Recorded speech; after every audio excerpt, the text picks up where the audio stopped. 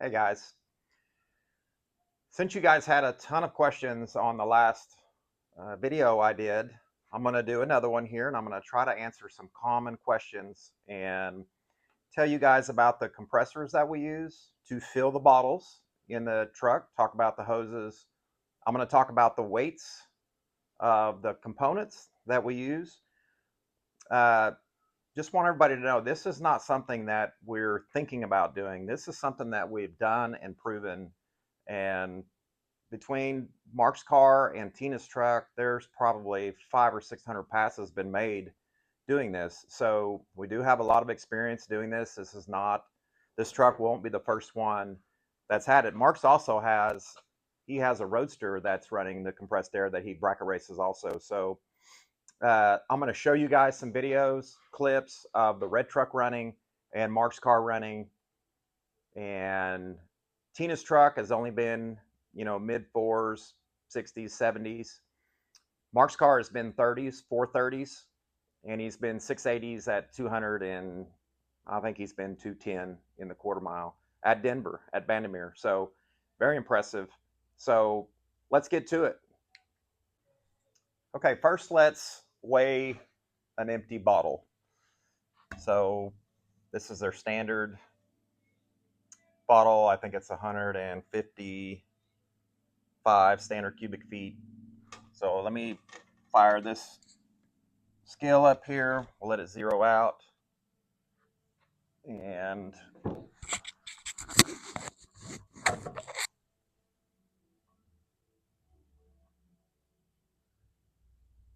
21.6 pounds.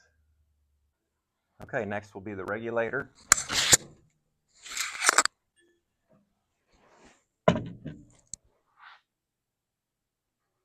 15.4 pounds. So I'm going to call it 30 pounds full for each bottle. You got 15 for both of these, say 20 pounds, 30 pounds, and then another 30 pounds for the other bottle, roughly, 5 pounds for the hoses, and then the air pressure. So however much the air is, we might do another video on that, but there you go. Less than 100 pounds. Okay, let's talk about compressors. So this is going to be what we take to the track. This is a Bauer compressor. They say it's like the Cadillac, or, it's a high-end compressor, German built. It has a Kohler engine on it. It's a 7-horse motor. It's a gasoline pull start. And this is what, like I said, we haul to the track. These compressors, back when I bought them, they're around $8,000. They're not cheap. They're expensive. But when you're going to the track and you travel miles and miles, you want to make sure that you have a nice compressor to do what we're doing that's going to work. So this is what we haul in the trailer to the track. We have a little cart that we put it on here so we can roll it in and out. This is my compressor that I have here at the house. So I bought this compressor, found it on Marketplace. Paintball guy was going out of business and had this and 4 bottles plus a bunch of hoses. And so I bought everything for around, I think I gave him $3,800. It might have only been 35, but I got the compressor. This one is also a Bauer, and it's a 9-horse Subaru engine. It's electric start. I use this for filling everything before I even go to the track. The trailer bottles are full, the bottles in the truck are full, and it works very well. And it feels faster than this one, but it's a little bulky to take to the track. We may end up taking this at some point, but this does feel faster than this one.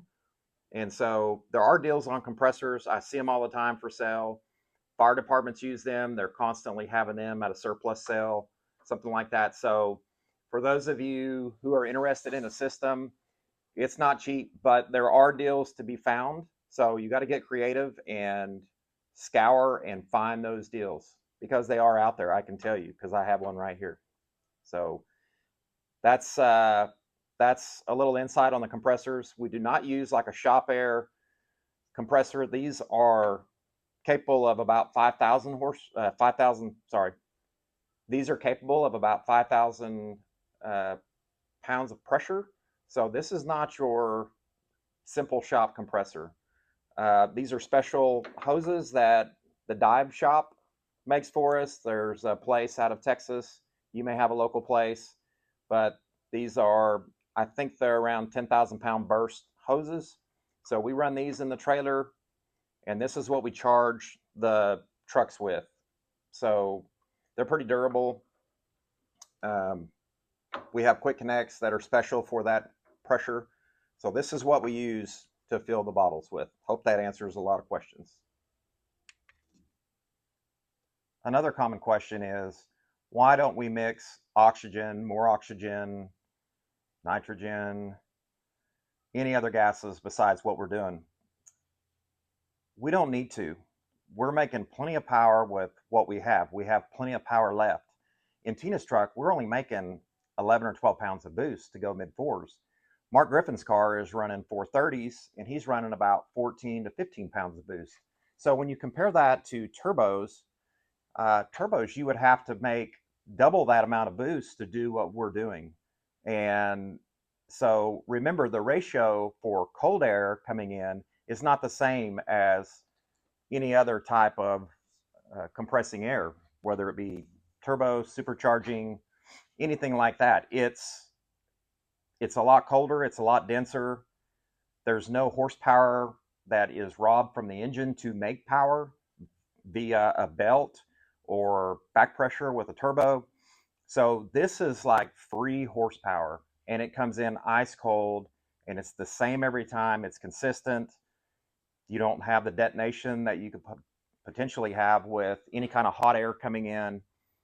Uh, it's it's really consistent, and it's really cold, and it makes a lot of power. So that's the reason we're not going to mix anything other than breathing air, what's coming out of those compressors, what's being compressed out of the atmosphere. There's no reason to. We have plenty of power left. Hope that clears that up. Okay, here's a couple of good videos. Check out Mark's car. His car is flying. 430s, almost 170. I think he's been 173, but 430s, about 165 is what he's been going. Check it out.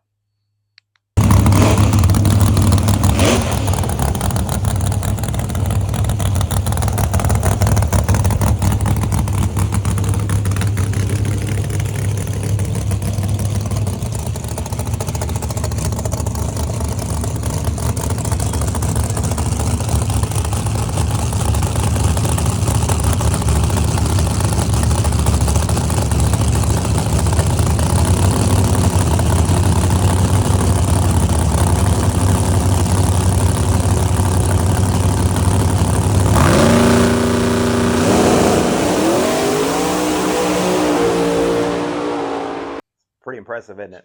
So what is happening is the converter is tight for a 2,000 horsepower setup. So when you're naturally aspirated and he sets the trans brake and goes against the converter, it might only be 3,500. So you can hear the engine kind of whoa, and then right before the light turns green, I mean the boost hits and it's instant. So it's very impressive. Now check out Tina's truck.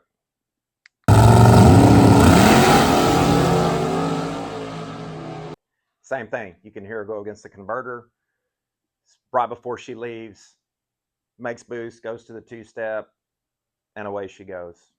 Here's another video of Mark's car.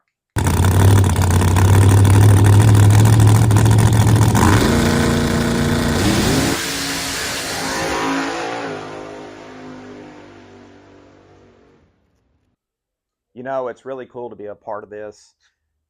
A lot of people are asking, did we own the company? Did we invent this? No, we did not. We're just users of the system, and we love it. We've been, fortunate enough to be involved, and the guys back in the R&D shop in California, they've come up with this. They are super knowledgeable, and I can't wait to see what comes of this and see what the future holds. But we're going to continue to run it. And like I said, we're going to get this little blue truck on it. And so we'll see what next year we can do, or this year. see what happens. Wanted to also show you this cool video that we shot on a GoPro of Mark's car, and I want you guys to look at the ejector that sticks up out of his hood, and you can see whenever he leaves the starting line, that thing's shut. Gives you a better idea of what's going on and how that the ejector closes off and blocks any outside air and closes off for the boost pressure to stay in the engine. Check it out.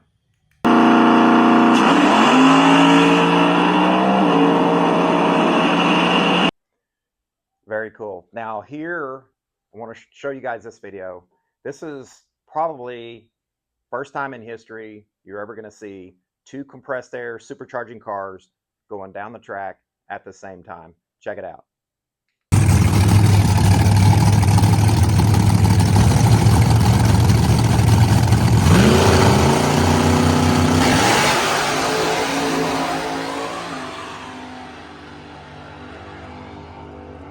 Like I said, it's very impressive and it's very loud. Mark's car has zoomies and it's deafening. It's as loud as any supercharged car. Or you wouldn't know it had compressed air on it. It's super loud. Now here's Tina's, same thing.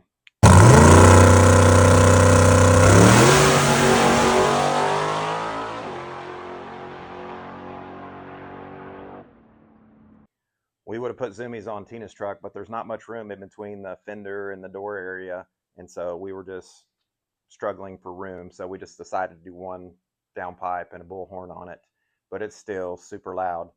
When it hits, I mean, it's instant and away they go. So very cool. Check out another video from Mark.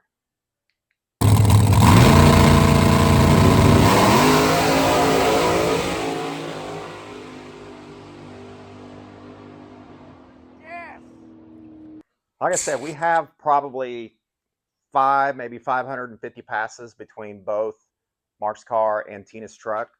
And we have not had any failures of any components. There's nothing really that has gone bad. People are saying, well, the upkeep. I tell you, Mark disassembled his engine and it looked as good as when he put it in. So it's a lot easier, in my opinion. I'm not an expert, but in my opinion, with our experience in racing, this system is a lot less destructive on an engine. When you have something go wrong, you can add up and you can ask anybody that runs any kind of system what happens with hot air, and it's pretty destructive. I know too, because we've burnt some stuff up. I think this is easier on the engine than any other power adder out there. So what do you guys think? Progress on the blue truck will still be going on this week. I didn't make a lot of progress. I've been cleaning up the shop and just trying to get ready for this next season. I've been working on the motorhome and the trailer a little bit. I've got the engine out of the Nova, but we are getting ready for the race season, and we're going to have a good year. Thank you guys for watching. Keep watching for more videos, and I'll try to answer comments. And if you guys have any questions, let me know. Thanks.